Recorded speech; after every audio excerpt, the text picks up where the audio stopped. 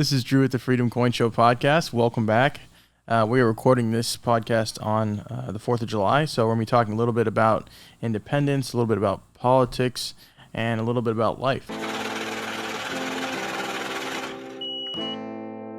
Fri Sat, huh?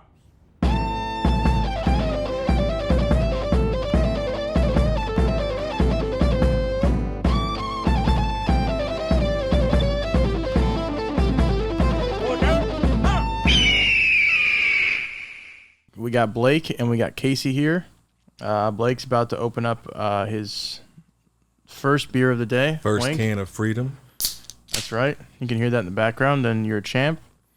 But I'm going to jump into some questions today, and we'll see where it goes from there. Casey, what does independence mean to you? Means the freedom to do whatever you like.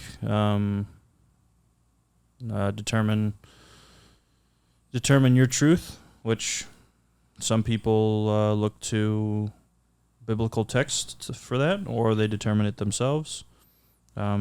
Just living out the life that you desire. That's independence to me.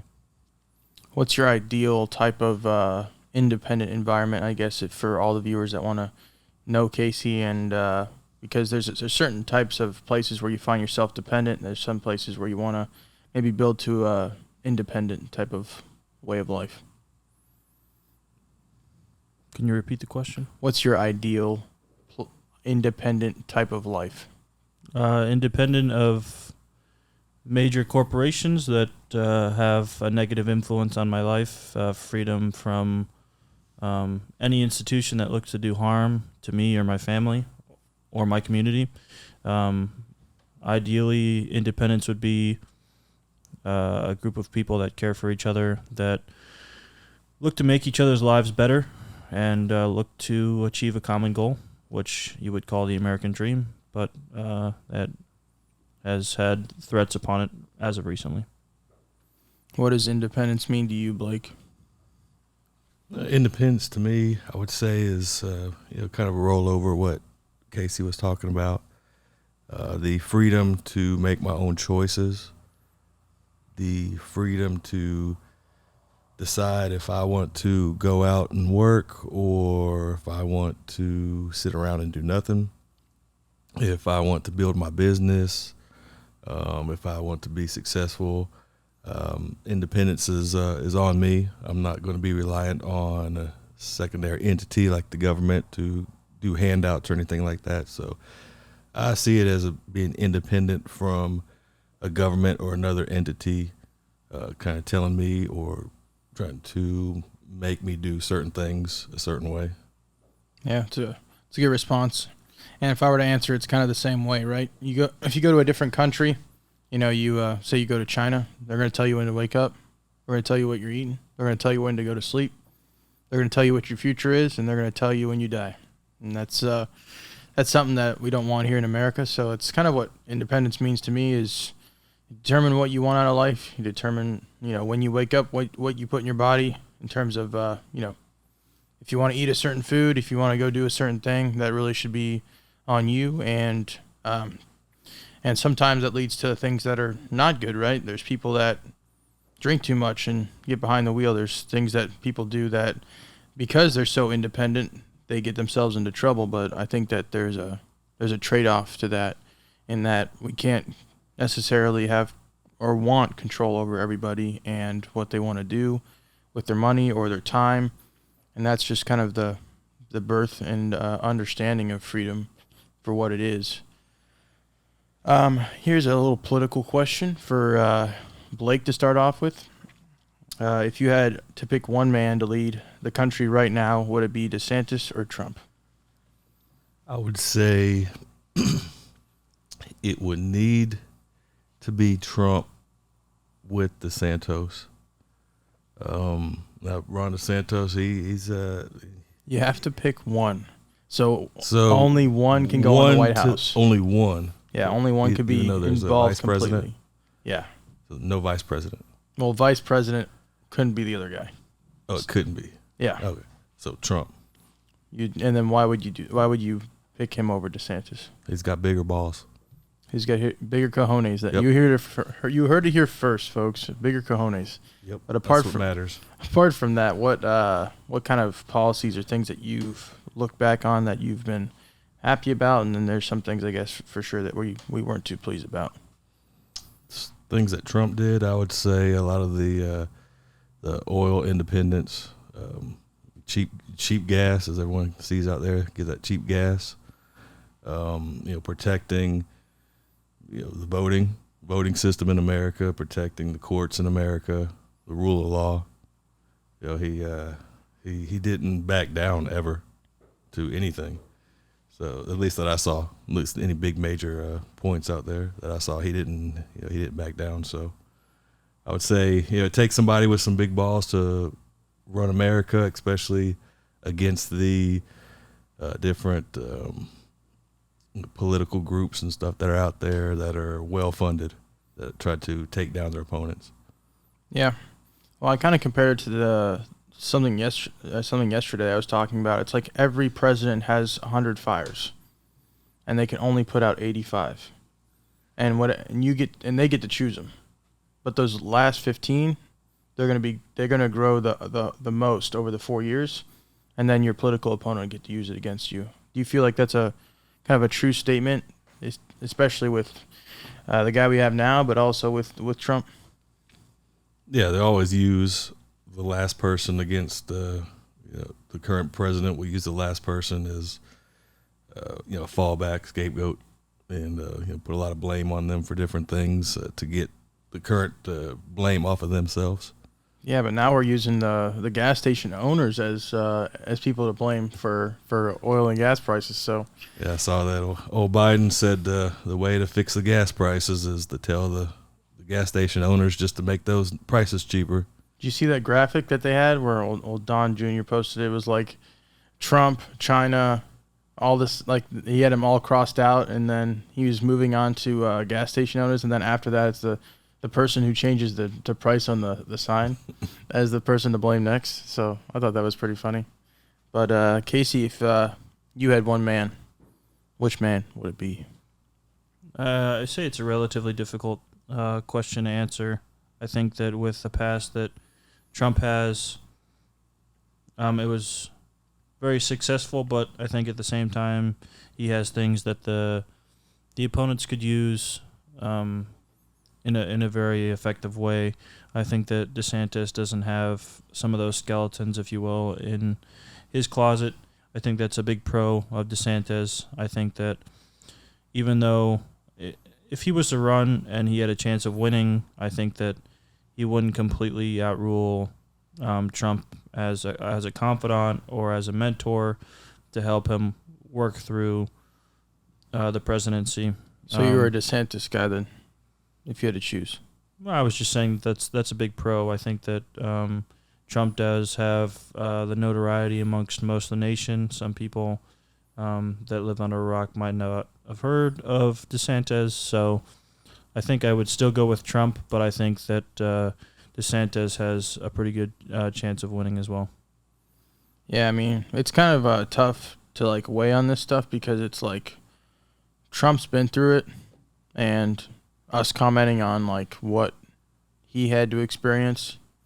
I mean, I think a lot of us would have been like, if we even completed half of what he completed, I think that we would have been proud of ourselves, but he did pretty good.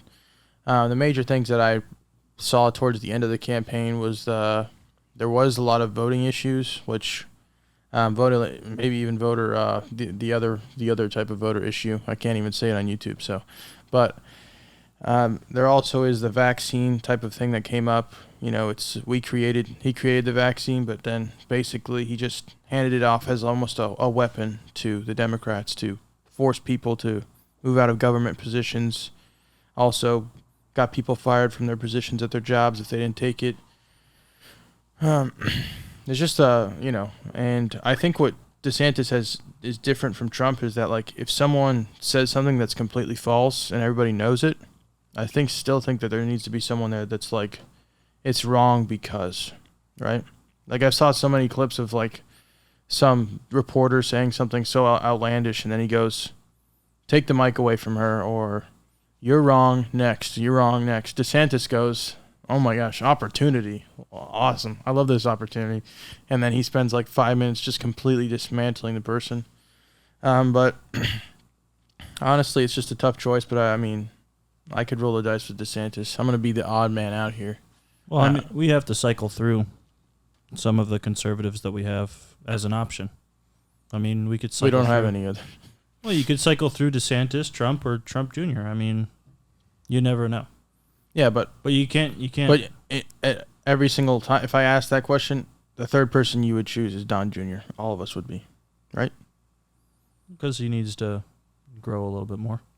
Yeah, I think he has a lot of things that he's doing, but definitely not near the other two. You know. So if the ticket was excluding Trump, who would you choose for president and vice president? I'd do DeSantis and Nome. Who's that? Who's Nome? North Dakota. Oh, I don't really. Yeah, well, I probably would know him if you just said the last name, but Or Abbott. wow, that's tough. Definitely not Pence. Can you have L for Pence. Can you have a justice serve as the vice president and a justice as well? I wouldn't mind. We need Clarence. We need Clarence. I wouldn't mind some Amy Comey Barrett. As Clarence is running the show. You know, it's just the way it goes right now. But dang, dude, that's tough. Wasn't tough for me. Yeah, but you chose Greg Abbott. I mean, it's like a vanilla wafer. You know what I mean? He's a part of the free world, dude. I'm going to come back to this. I'm going to come back to it. Blake, can you elaborate first? I don't want to waste people's time here. So I would pick DeSantis and let's see, Candace Owens. You know, so we're going rock star is, here. You know, Kanye's running too, right? Oh, yeah, that's probably my third choice, maybe. Vice president. Yeah, no, I would say amazing vice president, if put out there right now, would be Candace Owens. She also, if she identified as a male today, she would also have really big balls. In my eyes, and she'd be huge. Truly the only black vice president we've ever had. Yeah, she definitely doesn't back down from any conversation. She'll start a conversation. She won't, she's like Trump, doesn't back down, doesn't get scared, just goes, Some of our balls previous to the wall. press secretaries probably would work out too. That's what I was about to say, dude. What's her name again? McEnany. But Yeah, I was thinking McEnany. I was thinking before McEnany. That was a lot of pressure for McEnany. It was Rush a lot of pressure, Limbaugh's- though. Well, no. Who was it? The previous press secretary. Huckabee. Yeah. Yeah, I mean, I don't know if She's cleaning McEnany- up Clinton's mess in Arkansas, I thought. I think McEnany was under a lot of pressure. I don't know if she could have done it as a vice president, really, but I would be McEnany all the way. I'd go for that. Yeah, that'd be good. But she was I think they were having a kid soon, and they were also getting married. Something was in the mix there, so it was a lot of pressure, but definitely, she probably has to go through a few more years before it'd be worth her doing because things are more straightened out, But, here's another one. If you had to choose one law to abolish forever, what would it be? Blake, you want to go first? Might take you a minute. I don't know. Yeah, might take a minute on that one. Let's see.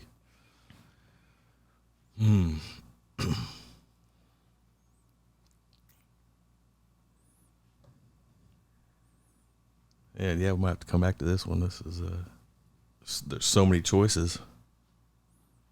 All right, well, we'll go to the next one while you guys are thinking about that. I already know mine. Dude, Casey knows. All right, we're rattling off here. Casey? Well, I mean, with the recent developments within the justice system and the Supreme Court, I think it's just going to be a matter of time before this gay marriage law is going to be reversed. That's one that I would abolish. The other one's already been reversed, so I would have abolished abortion first and then gay marriage. But Well, I don't think abortion is abolished. It's just really just dependent on the states.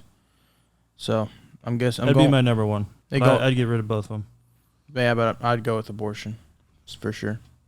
That's something that I would, I think, could be erased forever. It's pretty much a stain on our nation. Yeah, I think they did good with the decision because in the end, it's not a government decision; it's a states' rights, states' voting decision, and really, whatever the situation was, it just happens to be the Roe versus Wade. But in any situation, if it's not a government decision, The federal government. federal government decision, it should just be left to the states to decide to let their citizens vote on it. That's how it should be. Yeah, if the government wants to self-destruct itself in its own state, we're good with that. You know, like California's doing that to itself anyway with everything. Might as well let them do it with this. Well, I mean, my thought process is, and they've had 50 years to figure out the proper legislation that fits their agenda, right? Okay, it's not considered a human. Okay, give us some legislation then that would, I mean, nothing's changed in 50 years. But I can assure you, the people that are doing the procedures are making millions and millions and millions of dollars a year. Well, the question also would be is if we made it abortion outlawed in the whole entire United States. It's like drugs are still illegal, but our government's handing out needles. You know what I mean? So it's like if we said abortion was illegal for the whole United States, and then California's like, well, we really don't care. You know, we'll just kill them anyway. Well, I don't mean to go back to, I don't mean to take this from a religious perspective, but giving the states the opportunity to choose life is like the different life paths that you choose along your walk with Christ. Everyone has a choice to do right or wrong, and at the end of the day, we'll see who does right or wrong. I just don't think anybody will uphold the law if it is, you know, nobody yet. Well, if it was outlawed federally, they would just go to a different country. No, I think they would still do it. Drugs are outlawed. They don't arrest the druggie on the corner anymore. There's just nobody to uphold the law. If there's nobody to uphold the law, then they're going to do it anyway, right? I think that's just where everything's going. That's why it's important to give it back to the states, because even if they said abortion's done, nobody can do it. California wouldn't care. They just wouldn't care. They'd do it anyway. And nobody would actually stop them for the federal government, because who's running the federal government? The only thing we really have as far as the right is the court. You know? So this might be a question we all agree on, or something that we're all going to be saying the same thing. But if you could strengthen any law, what would it be? 2A. Second Amendment. Oh, of course. What would you do to strengthen the Second Amendment? What would you want to see, Casey? I'd get rid of age requirements, or I'd loosen them significantly. I mean, would you just lower it for a handgun, maybe? You have kids that are getting records at 13 years old because they're doing heinous things. Why can't you have kids get guns at 13? I mean, you have 13-year-olds nowadays that are committing crimes that are unimaginable. Why can't those same pupils within the 13-year-old range get the ability to either purchase a rifle at 13 or purchase a handgun? I mean, it's all the same to me. Maybe like open up if it's like a 22 caliber, maybe at the age of 14 they can buy it, something like that. Well, I mean, they make, because that's something that's probably that is not as lethal. Well, but it's something we'll have to get Blake's thought process on this, but I mean, they have different leniencies when it comes to driving a 5,000, 6,000, even more 1,000-pound vehicle because you're using it for a purpose. I mean, why can't that be the same? Why can't a 13-year-old get a gun to protect his single mother? Why can't a 13-year-old have a gun to use as his own and hunt with it all the time? What are your thoughts, Blake, on strengthening a law? Yeah, I agree with y'all on the Second Amendment law there. There's a lot of things that could be loosened up or tightened up in different areas. Yeah, I think everyone should have the right to own or possess a weapon if they, if they're in compliance with other laws and they're not a known criminal or whatnot. But also another thing that I see as a pretty big issue is the where the giant media corporations are basically, they go out and lie, in their what they're covering in their stories, or some just outright blatant lies. Pure propaganda. Pure propaganda. Yep. If there was something in there where they would be held accountable for different lies and propaganda, things like that, it would eliminate a lot of the confusion and things like that on the general public side, where the end consumer is just taking in the news that they're feeding them, and it's a 100% lie, 100% propaganda, and then in turn they're just a walk-in parrot for the news company, spitting out more lies to other people, and it's just a big snowball effect. So I think if something in that aspect was able to, yeah, I've talked about this a few times with people. It's like my mom's like, Trump should have done more about the news or about securing the election, right? And I'm like, that's the problem. It's like, apart from the news doing what they're doing, which they're controlled by the government anyway, it's just basically us saying, you know what, we need someone to regulate this. But really, who's really on our side anyway? You know what I mean? Like, we're going to have these people regulated, or we're going to have the government regulated. It's like, they're already doing it anyway, but I feel like that might be, so like that is something that'd be good, but it's so tough because then we would have to have somebody that would regulate it, right? So it's kind of like you either get sucked into a giant just conspiracy that they kind of push on people every single day, or you literally say, hey, government or someone else step in and make sure this is truthful. But then again, what is the government telling you that's truthful? Like how much of it is it all a lie anyway?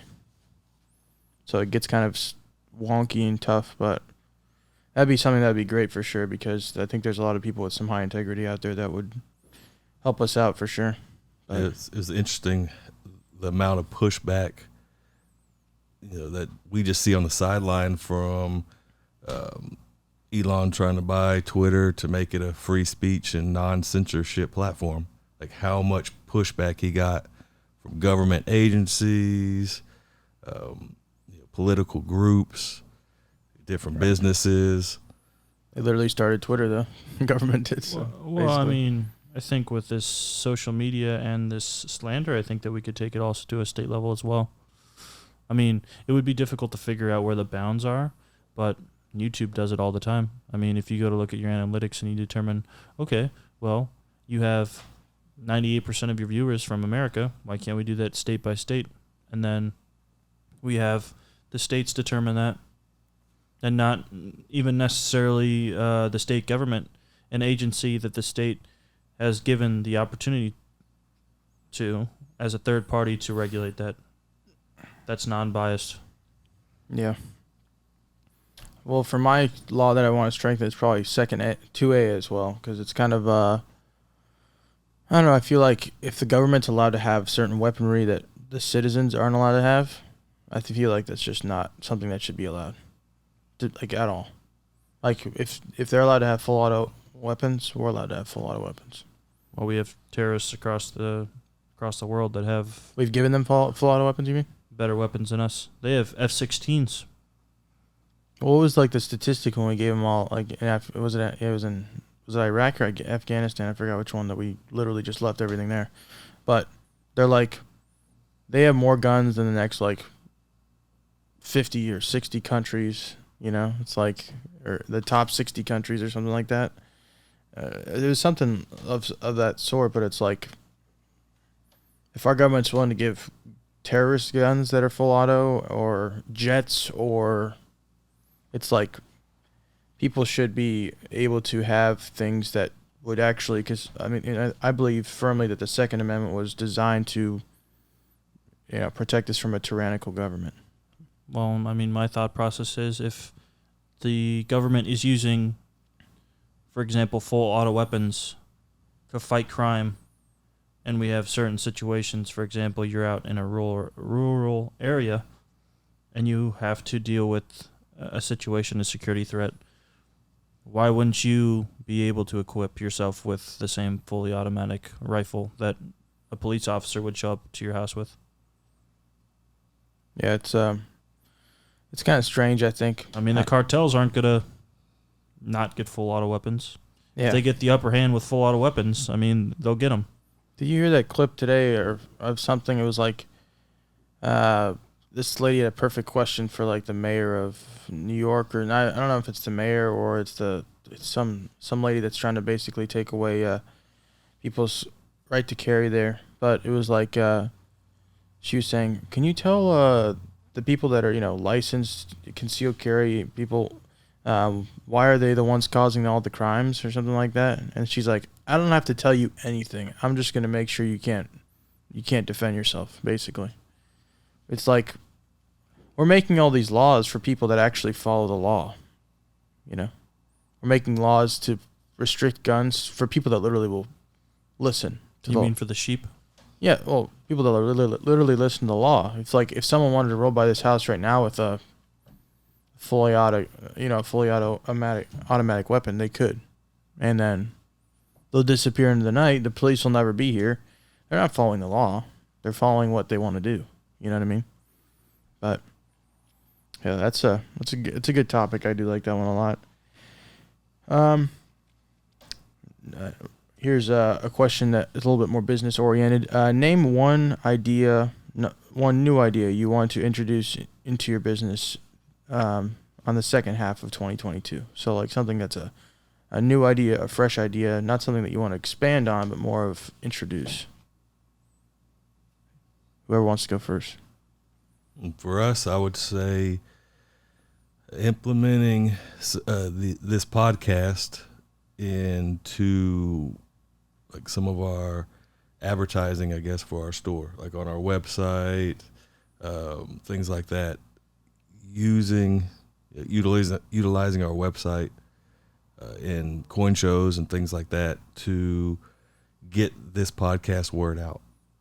Yeah. So how would you go about doing that? Maybe have a screen or a computer at your table, maybe playing on repeat some of the content or the clips that you desire, or you have some of your opinion being, I guess, spoken. Yeah, we can have something like that. Some video or audio at the shows. Have flyers or the QR codes where people can scan it and go straight to this podcast. Yeah, maybe we should order some QR code Freedom Coin Show podcast things. I think it'd be good just to have them. Like in every single order, we can just put them in there. And it'd be really easy to... Yeah, that'd be good. What about you, Casey? I think, we're all about cash flows and furthering our intelligence and our understanding of the space. And I think a big part of luxury watches, luxury diamonds and gold and numismatics. I'd like to get into possibly getting some form of GIA certification this year to broaden our understanding of luxury jewelry. So we're able to, if we come across a collection and they're also wanting to sell jewelry, that we're able to service them and understand it and do well there. Maybe you want to get equipped in a different collectible so you're more accepted amongst collections you run into. That makes a lot of sense. A kind of idea I was thinking about recently was just how to offload old inventory. So like, if we run across like 5,000 or 6,000 people a week and they don't necessarily want to run in like a buy it now type of thing, but they want to run into like more of an auction, right? So people, like, it's kind of two different ways of thinking, right? It's like, I'm going to get a deal, or I'm buying this coin because it's the right thing for me. And so I think there's just another type of client base out there for if you want to run auctions, and that's a way you could offload old inventory. That's kind of a new kind of idea I've been thinking about, maybe putting 10 coins on a website that would be auction oriented, or 10 coins on eBay that would be auction oriented, and then having that every single week, because there's going to be people that go, I just don't want to mess with buy it nows, I want to entertain auctions. And having all that reach to begin with, you want to actually make sure it's being utilized the best. So that's something that I wanted to think about doing. I think something that's very tricky with auction-related situations is, for example, high bid and other things like that, and Blake might have some knowledge on this, but a lot of the people that are running those different high bid situations, though it's being facilitated through the website, a lot of them have auction licenses within their business. I don't know if that's a parameter to having some form of auction. I think that eBay might, in that situation, Intervene. Yeah. It may be under their umbrella. Have you heard of that, Blake, or is that just something like if you wanted to start your own website of just auctioning stuff, would that be, you probably would have to write up a whole bunch of stuff though? As far as I know, in Texas, you have to have an auctioneer's license, and there's an actual several day class you have to take for it. Pass their test and all this stuff. It's very expensive. I looked into it. It's very expensive for what it is. But then once you have your auctioneer's license, that covers you to do any and all auctions in Texas. So, it's all how the law is written. Maybe you have to have the license to do, what you're talking about. Maybe you don't. But I guess in a general broad spectrum, if you want to just be covered for everything, might as well just get that auctioneer's license and you're good to go. Yeah, remember the questions like, is it within the state maybe, or is it an e-commerce type of scenario? So it's kind of a, up in the air. Do you remember ballpark what it was? And what year you checked it out at? Because it's probably... This was, it was at the beginning of the pandemic, because they were worried that they couldn't get the meeting, the in-person meeting together. If I remember, it was over $2,000 or maybe over $3,000 for the class. Wow. It's not too bad.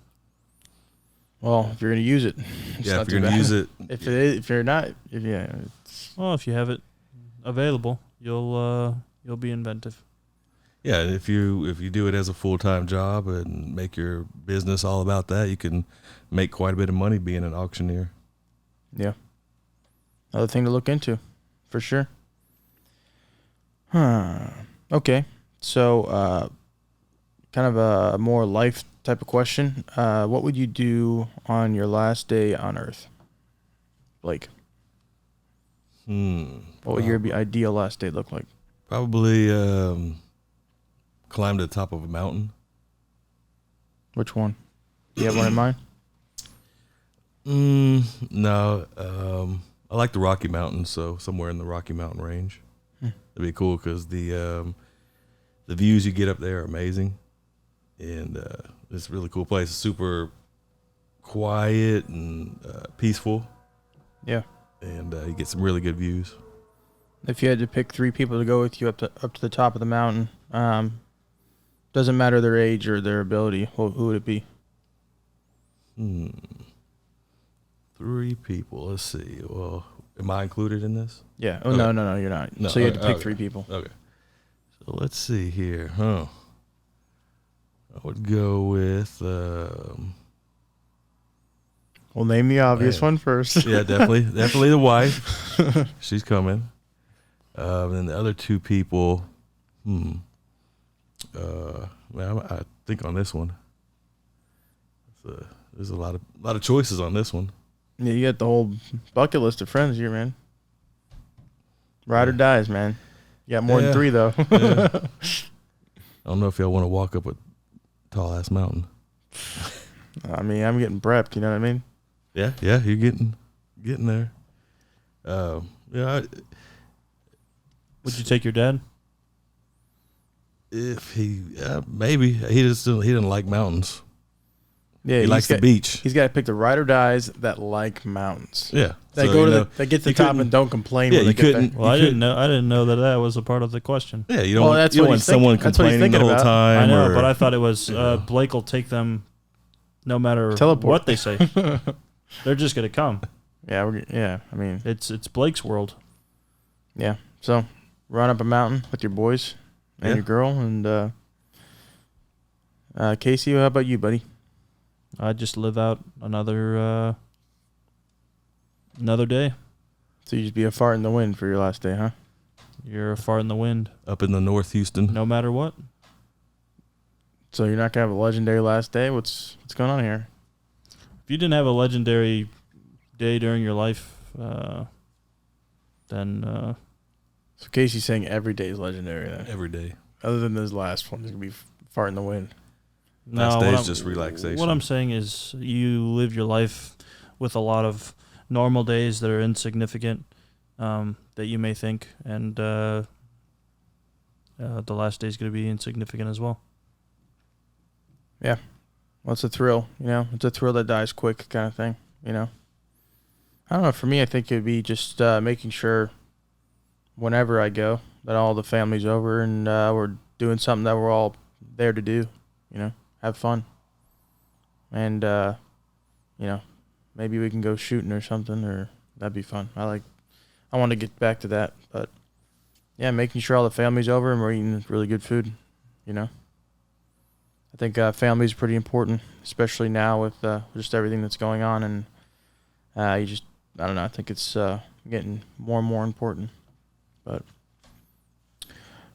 going back to a little bit of coins and bullion, Blake, what do you think silver will be at by the end of this year, and gold will be at the end of this year in terms of spot price?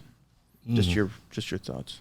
End of this year. Let's see where we're at. We're at July 7. 4th. It's only a couple months, so I would say silver maybe around 22, gold 1850. But I would say in the short term, you know, past the end of the year, there's a lot of big topics being thrown around that I noticed this past week that are very, very similar to when Obama was president, the things that happened back in his presidency. And one big thing was the housing market collapse. The bubble kind of thing. And I was waiting. I was surprised I haven't heard these talking points in a while about anything about the housing market and with the economy. And then sure enough, this past week, I'm starting to hear housing market bubble collapse, housing market collapse, hyperinflation. Right. So I mean, it's Wasn't silver like $50 in 2011 yeah, it got almost up or to, something? almost up to $50. And that was like at the end of the crash, right? Because there's Yep. 2008, and then there's still ramifications from that. So, do you think that you mentioned crash? Do you think that real estate as a whole is going to crash amongst the nation, or do you think that there's going to be pockets? I mean, my confidence is that there's going to be more and more people moving into Houston and Dallas and Austin, and I don't think that we will feel it, if any, or as much as some of the areas that these people are fleeing from. Yeah, they're gonna get hurt big time. These areas that all these people are mass fleeing from. And then they're buying at the height of the market. Oh, yeah. What was your estimate again on the spot price? I'd say, yeah, I don't think it's gonna change too much between now and the end of the year. Maybe $22 silver, 1850 gold. I'm gonna say 1900 gold and 25 silver.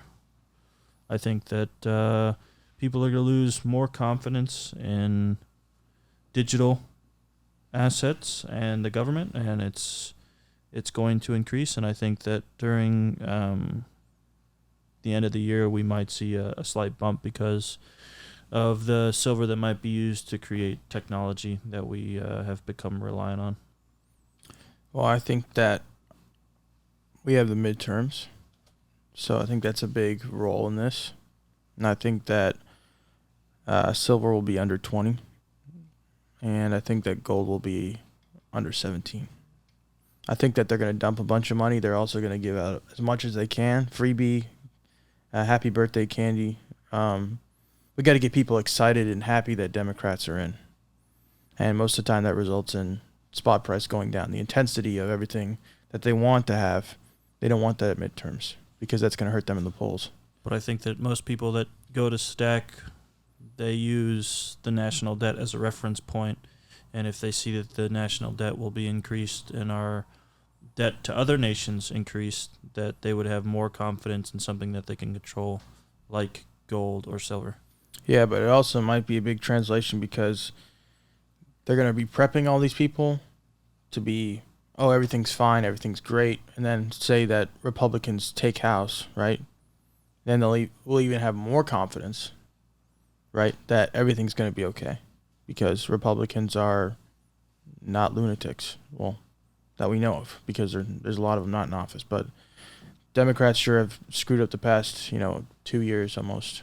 So I think it's going to go down until the next year, because there are some things that they can't escape. But I think that they're going to make everything hunky dory for the rest of the year. Try to. So with the current inflation rates, what ways are you staying protected financially, Blake? We know everything about, or a lot, what you're doing, but a lot of the viewers don't. So what have you done recently to make you guys more independent, but also like that also kind of is parallel to shielding you financially, like sustainability?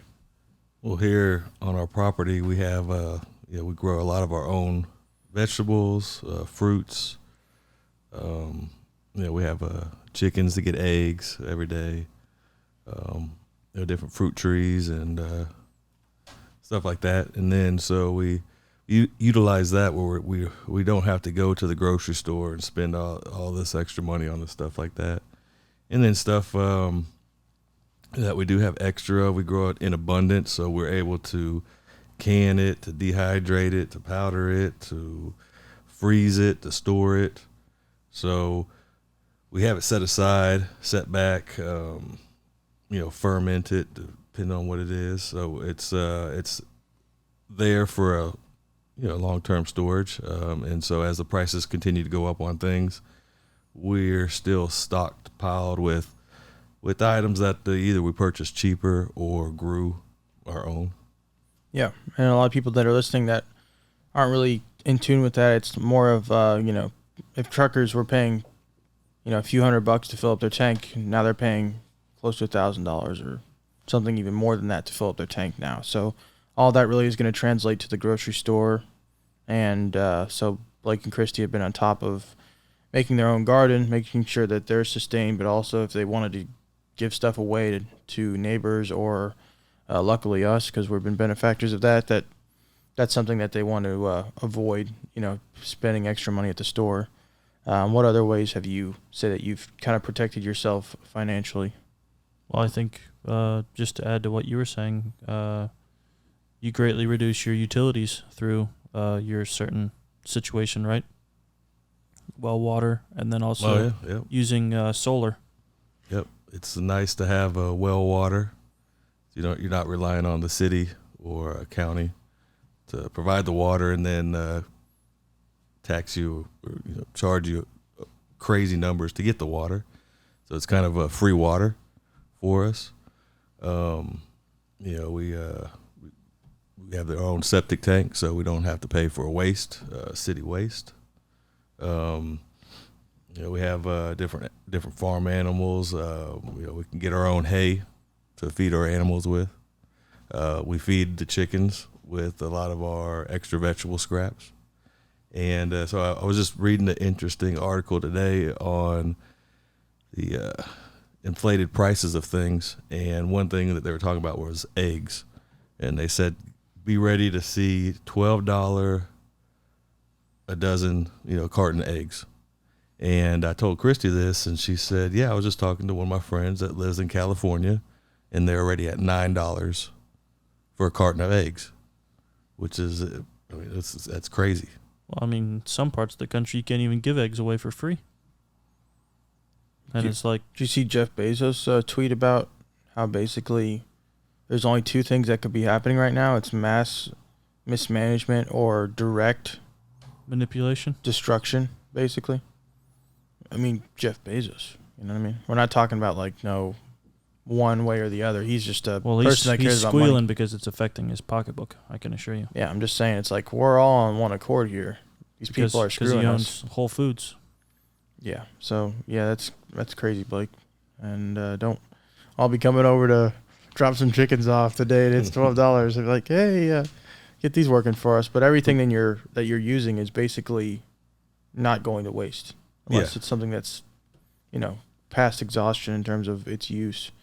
So that's something good for sure. Blake and them got to figure it out. We're like a few steps behind, but me and Casey want to be there someday. Well, I mean, my thought process, you hear a lot of people that are saying, okay, well, you in our situation, you drive a fuel-efficient vehicle because the billionaires have pushed you to that point, right? And I think with Blake and Christy and their life decisions and how they live their life, this was something that they agreed upon and decided a long time ago, and it just happens to benefit them now.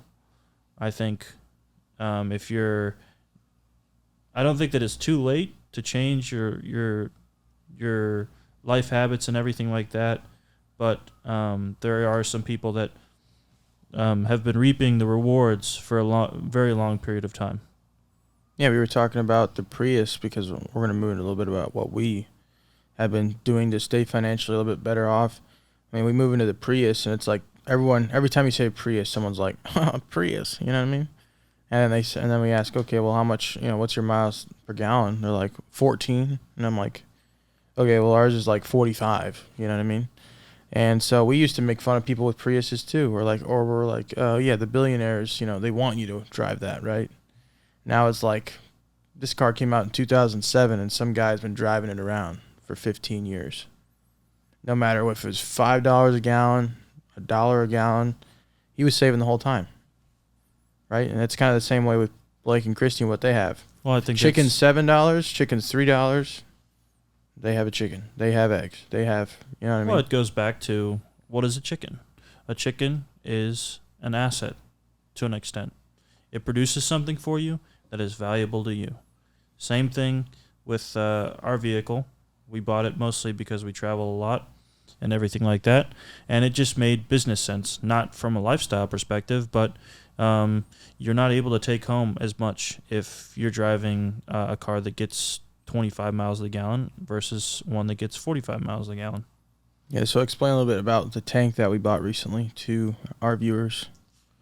Again, this is another situation where I had a passion for collecting rainwater 5 years ago, and it's now come to fruition, and we're starting to see benefits. But here in Texas, we go through spouts of droughts, and my thought is, if you don't live in Texas, there's a lot of areas that don't get a very large amount of rainfall, and most of them are deserts, and they don't have foliage and trees and grass everywhere.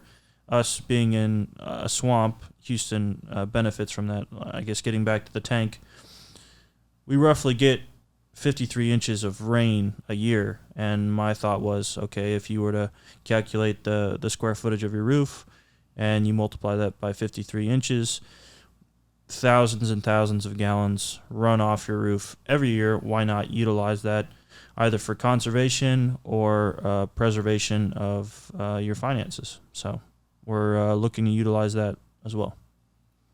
So we're doing the tank, we're doing the Prius. Is there anything else that we're missing here? Well, I was going to go back to what Blake was talking about. I mean, when it comes to it's not all saving money, it's also about making more money. And I think starting this year, you guys have added on a cash flow with Chrissy doing her own business. I mean, and we're trying to do that with this, but making more money is also more stuff you can work with, right? Yeah, that always helps. Well, the most your money will ever be worth is what it is right now, right? So if someone drives the pump and they spend $60 or $100 and we spend $32 like we did today, that remainder of what our difference is going to matter, because whatever you don't spend, you can invest into something that will actually stand the test of time, right? And so if we have a lot of people that go, I want to drive a truck, I want the air at 65 degrees in my house, I want to buy everything at the store, everything organic, those type of people are really going to be burned up. It's going to cost them a lot of money. So I think during this time, the reason why we're talking about this is because no matter what season we're in, we should have done it sooner, but also maybe you should do it too. Maybe there's some things in your life that you go, that could be easy to set up, and that could be something that could save our family a lot of money. I don't think the tank took us a long time.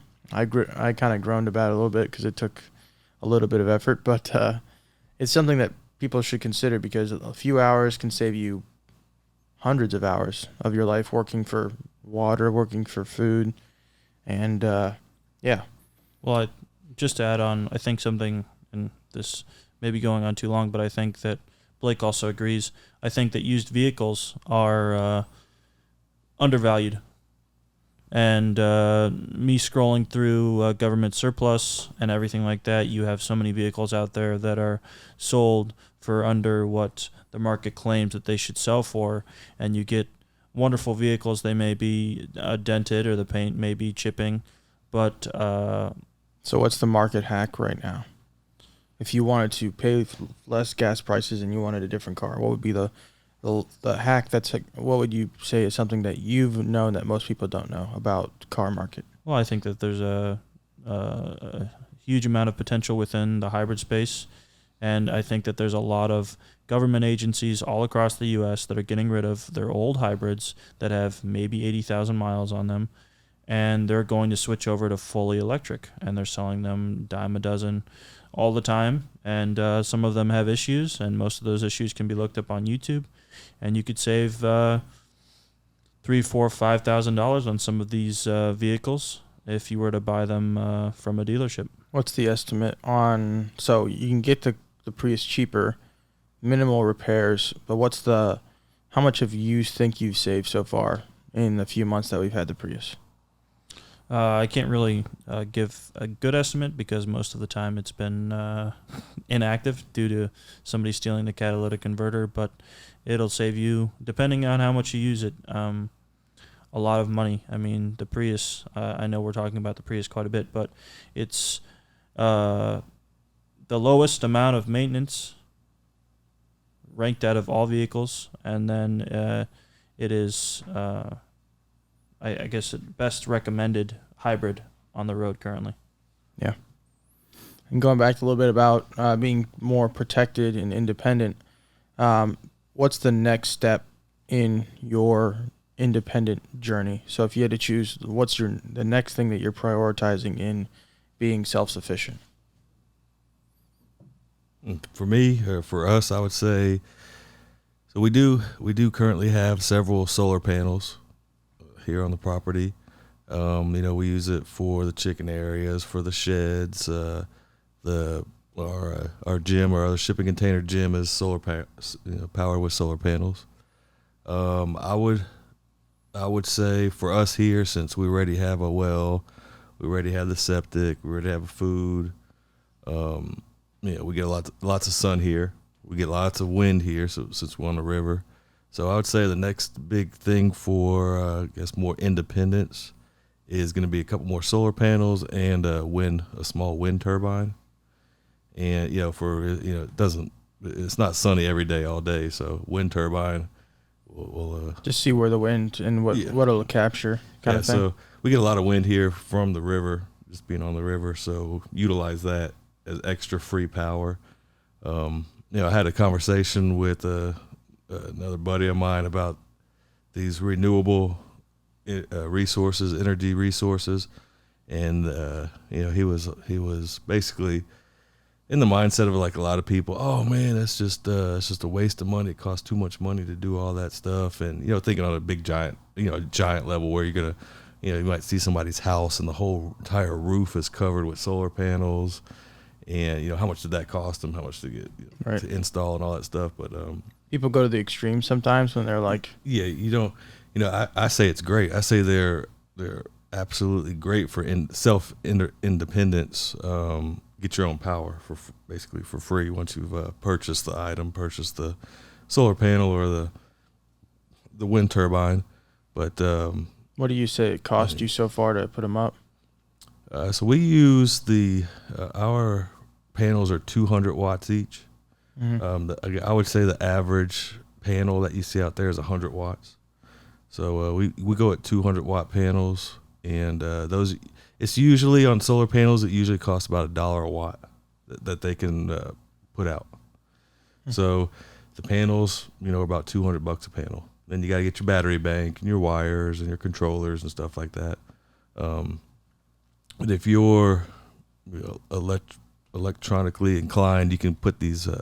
You can put the whole solar panel package together yourself. You don't have to go buy a put together package for you that they're going to charge you a couple extra $100. Or get an electrician out there and to set it up. So if you can do a lot of things yourself, you can set it up yourself. You're going to save a lot of money. yeah, that'd be good.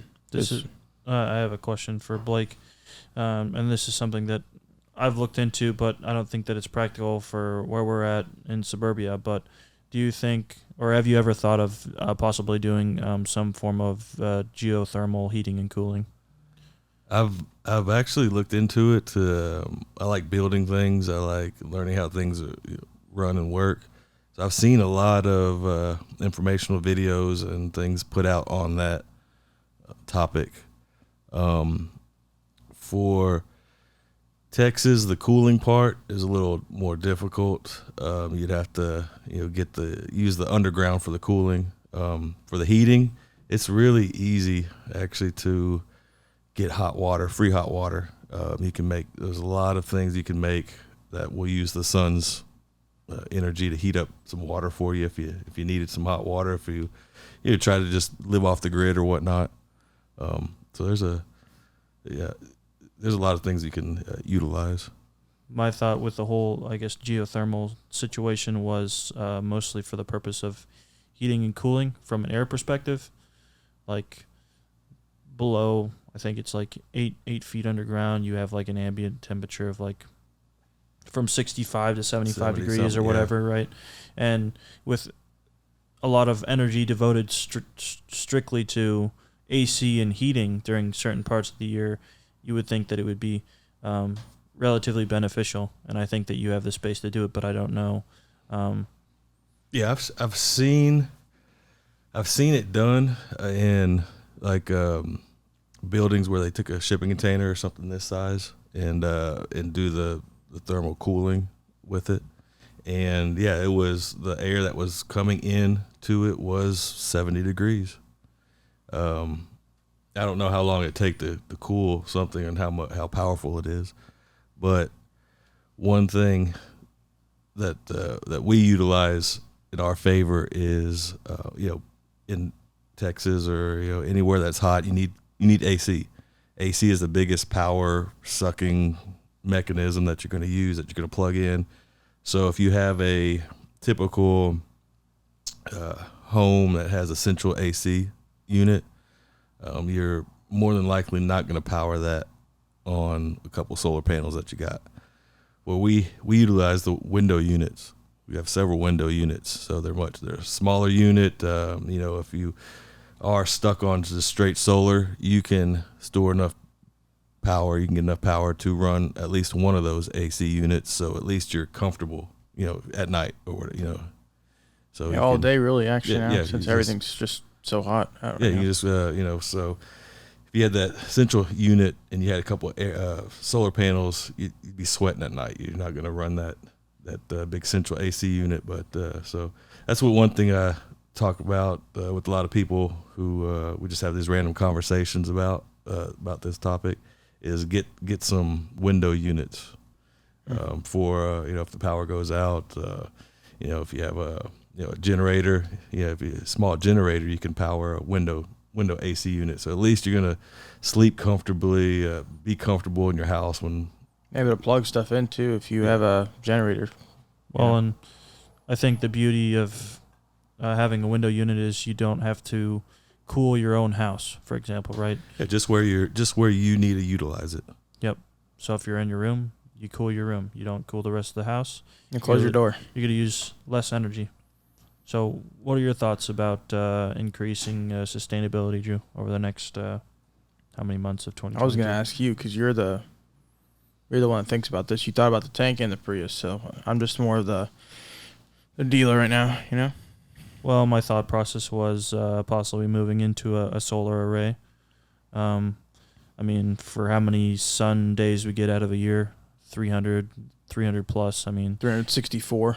It was like it doesn't make any sense not to have a solar array of some kind. The back of our house is like the face of the sun, basically. Even if it powers your pool pump or a fridge or a TV or something like that, it'll help. And then I was also thinking about, I think something that's very difficult from a suburban perspective is growing your own protein.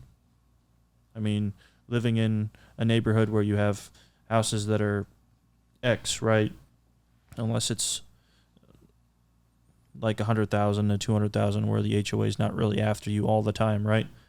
It's very difficult to grow your own protein unless you're eating your animals, right? Your pets. But you can't grow a chicken in the backyard. You can't grow a rabbit in the backyard for meat. Well, we also have cats next door that'll just kill them. Well, I think the next best thing would probably be aquaponics of some kind. Either aquaponics or aqua agriculture. Either grow catfish or tilapia is kind of a tricky situation since it's an invasive species, but grow something that you can take care of that would fill that protein, because you're able to grow, for example, fruits and vegetables depending on their growing habits and where you're at in the world. But we would need solar then. For what? Because if anything really did went to go to crap, then you would actually need that, wouldn't it? You would need that? Well, from an aquaculture perspective, I think that catfish are pretty hardy. Yeah, you just need that pump. Use your pond pump on the solar. Yeah, or you can have it gravity fed through like a tank situation and have like a siphon.